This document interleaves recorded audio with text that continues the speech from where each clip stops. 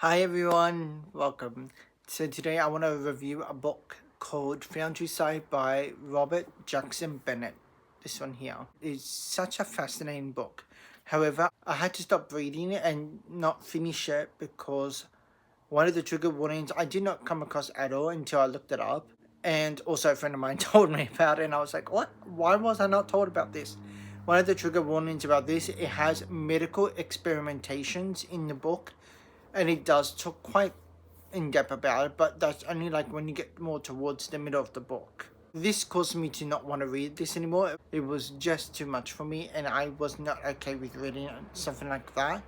However, the reason why I rated 3 because this book is really interesting, and I loved the fantasy aspect of the story and the magic system. I can't express how interesting this is. So the way the magic system works in this world is anything this specific character touches, she can hear is going on. Like, for example, there is a carriage in the story where it moves by itself with no horses pulling it, and when you touch it, you hear it saying something like, "I'll be the horse" or whatever, and it's actually written as if it was a horse moving.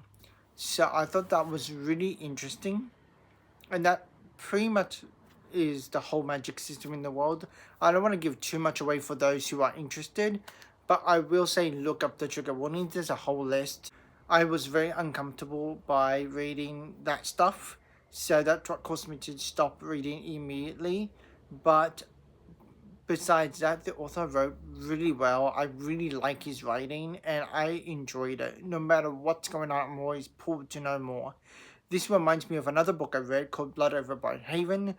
I will be reviewing that book soon. I want to review it and show you guys because I love that book.